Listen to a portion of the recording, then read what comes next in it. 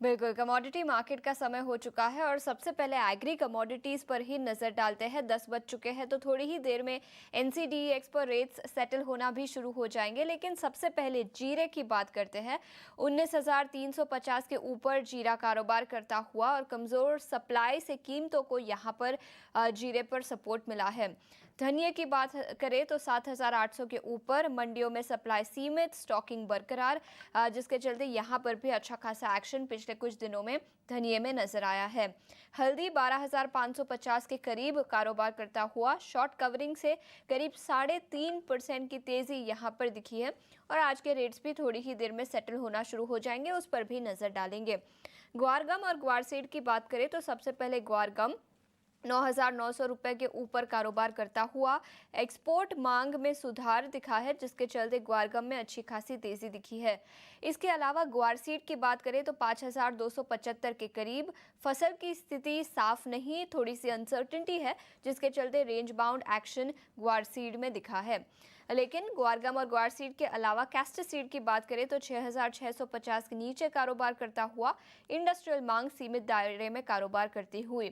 Palm oil 4,520 ringgit के करीब और त्योहारी मांग से के बावजूद यहां पर नरमी दिखी है। लेकिन पाम ऑयल की बात करें तो ईयर टू डेट बेसिस पर अच्छा खासा मूव दिखा है, हालांकि अभी थोड़ी सी नरमी यहां पर निकल कर आई है।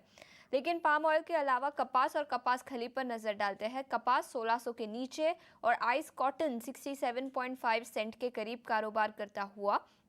वही कपास खली 3,330 रुपए के पास। हाजिर मांग में थोड़ी सी रिकवरी यहां पर दिखी है, तो काफी एक्शन कपास और कपास खली में भी दिखा है। मेंथा ऑयल 975 के ऊपर कारोबार करता हुआ और रादर 965 के ऊपर कारोबार करता हुआ और उत्पादन अनुमान से कमजोर रही है, जिसके चलते मेंथा ऑयल के प्राइसेस में भी काफी वॉलेटिलिटी दिखी है। लेकिन रेट्स सेटल हो चुके हैं। सबसे पहले उस पर नजर डाल लेते हैं। टर्मरिक यानी हल्दी की बात करें तो यहाँ पर आज नरमी का रुख है। हल्की सी गिरावट के साथ हल्दी कारोबार करती हुई आज के सत्र में। इसके अलावा टर्मरिक इनफैक्ट रिकवर हो चुका है ओपनिंग लोस से। अभी बात करें तो 13,355 के आसपास कारोबार करता हुआ अक्टूबर के फ्यूचर्स। जीरे में हल्की गिरावट दिखी है और ग्वार गम के 19 सितंबर के फ्यूचर्स भी गिरावट के साथ कारोबार करते हुए ये एनसीडीएक्स के लाइव रेट्स हम आपके लिए लेकर आए। लेकिन कमोडिटी मार्केट पर चर्चा करने के लिए अब हमारे साथ ट्रेडबुल सिक्योरिटी के senior research analyst Bhavik Patel जुड़ चुके हैं। भाविक जी, बहुत बहुत शुक्रिया समय निकाल कर ईटी नाउ स्वदेश पर जुड़ने के लिए। और सबसे पहले जीरे से ही शुरुआत करते हैं। यहाँ पर आज के सत्र में नरमी दिखी है। 19 सितंबर के फ्यूचर्स 19,340 के आसपास कारोबार करते हुए और इसके अलावा शॉर्ट कवरिंग से जीरे को सपोर्ट पिछले कुछ दिनों से मिला है और त्योहारी मांग से भी कीमतों को सपोर्ट मिला है। अगर आप हमें बता पाए ट्रेडिंग के लिहाज से कौन से लेवल्स पर नजर रखनी चाहिए जीरे पर? गुड मॉर्निंग यशस्वी जी। ये देखिए जीरे में अगर हम बात करें तो 19,000 से 18,800 का एक अच्छा बेस बन चुका है। हालांकि अभी त्योहार सीजन आएगी तो उसकी वजह से लग रहा है कि डिमांड आ सकती है, बट एक्सपोर्ट की डिमांड है वो काफी कम है, जिसकी वजह से हमें ज्यादा तेजी नहीं देखने को मिली है।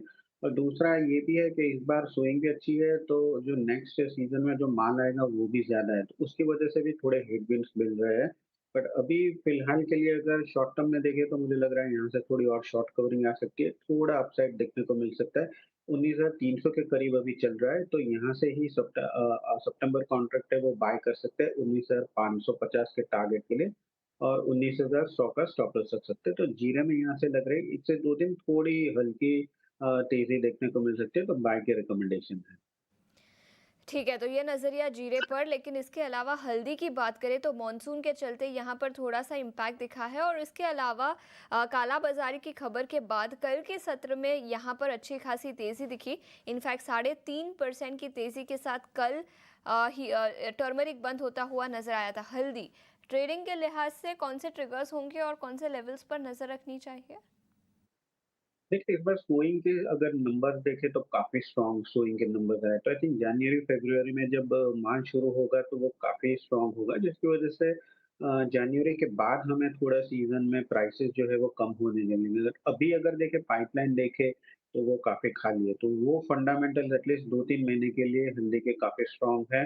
दूसरे अगर हम देखें तो कल जो एक्सपायरी हुई थी तो वो भी काफ़ी शॉर्ट कवरिंग होके लॉन्ग अनवाइंडिंग हुई थी। तो अभी नए कॉन्ट्रैक्ट में भी अगर हम देखें तो काफ़ी लॉन्ग पोज़ीशन है, जिसकी वज़ह से मुझे लगता है यहाँ से 13,800 से 14,000 के लेवल जो है वो हम आराम से देखने को मिल सकता है।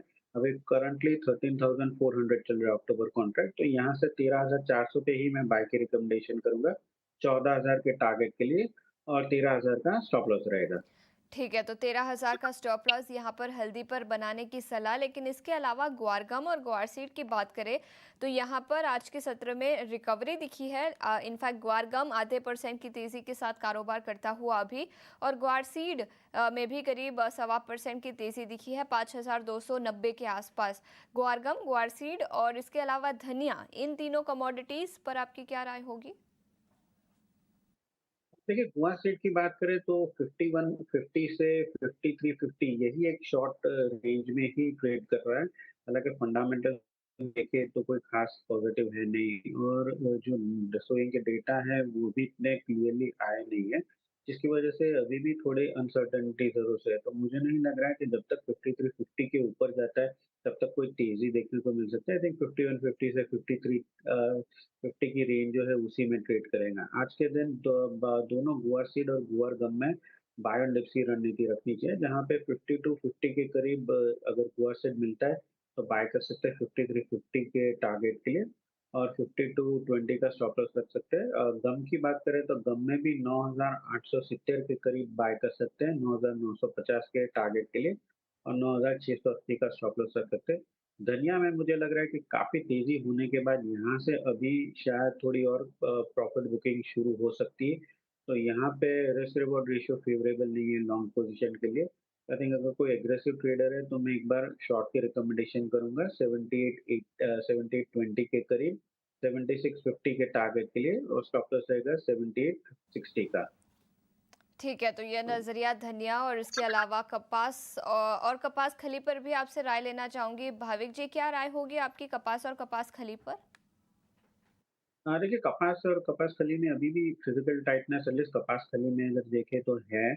आइस कॉटन तो आई थिंक एक रेंज में ही ट्रेड कर रहा है, तो कॉटन में तो मेरा ज़्यादा व्यू नहीं है, बट कपास कली में अभी भी बाय एंड डिप्स की स्ट्रेटेजी रखनी चाहिए, जहाँ पे 33-15 के करीब बाय कर सकते हैं 33-50 के टारगेट के लिए और 32-80 का स्टॉप लॉस रख सकते हैं सितंबर कॉन्ट्रैक्ट। ठीक है, तो ये नज़रिया कपास और कपास खली पर। लेकिन इसके अलावा प्रेशियस मेटल्स की भी बात कर लेते हैं। ग्लोबल बाज़ारों में काफ़ी अनसर्टेनिटी है और जैक्सन होल सिम्पोजियम पर सबकी नज़र रहेगी, जेरोम पावेल की क्या कमेंट्री निकल कर आती है उस पर। लेकिन तब तक सोने और चांदी पर ट्रेडिंग के लिहाज से क्या करना चाहिए? हाँ, दोनों में शॉर्ट करना चाहिए। अभी फ़िलहाल कोई ट्रिगर्स पॉज़िटिव नहीं है गोल्ड और सिल्वर के लिए, तो गोल्ड मिनी सितंबर कॉन्ट्रैक्ट अराउंड 98,550 पे शॉर्ट कर सकते हैं 98,100 के टारगेट के लिए और स्टॉप लॉस रख सकते हैं 98,700 का। कल भी हमने चांदी में बिकवाली देखी थी और आज भी अगर देखें तो वीक ही है, तो लग रहा है ये ट्रेंड कंटिन्यू रहेगा। तो 1,13,000 50 के करीब शॉर्ट कर सकते हैं, 1,04,50 के टारगेट के लिए और 112 डबल 000 का स्टॉप लॉस रख सकते हैं 1,12,000 का। ठीक है, और सोने और चांदी के अलावा अगर कच्चे तेल की बात करें और मेटल्स की बात करें तो यहाँ पर किस तरह की ट्रेडिंग रणनीति होगी?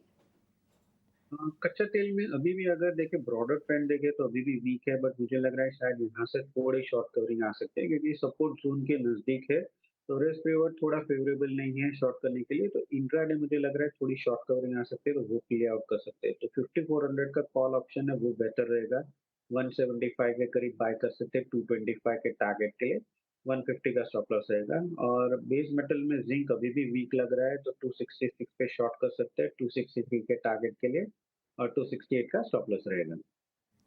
ठीक है, तो ये नज़रिया क्रूड पर 225 के टारगेट के साथ खरीदारी की राय और जिंक पर भी 263 के साथ बिकवाली की राय आती हुई। भाविक जी, बहुत बहुत शुक्रिया समय निकालकर आज हमारे साथ जुड़ने के लिए और कमोडिटी मार्केट पर अपनी रणनीति बताने के लिए। एक छोटे से ब्रेक के लिए रुकेंगे, लेकिन ब्रेक के बाद ठीक है भाविक जी, आप अपना जाते जाते डिस्क्लेमर दे दीजिए। जी, जो भी मैंने एडवाइस दी है वो मेरे क्लाइंट्स को भी दी है, तो उनकी पोज़ीशन हो सकती है, मेरी पर्सनल पोज़ीशन में कोई कमोडिटी की पोज़ीशन नहीं है। ठीक है भाविक जी, शुक्रिया समय निकाल कर आज हमारे साथ ईटी नाउ स्वदेश पर जुड़ने के लिए। एक छोटे से ब्रेक के लिए रुकेंगे, लेकिन ब्रेक के बाद हमारा खास सेगमेंट हम आपके लिए लेकर आएंगे मार्केट के महारथी। बने रहिए हमारे साथ।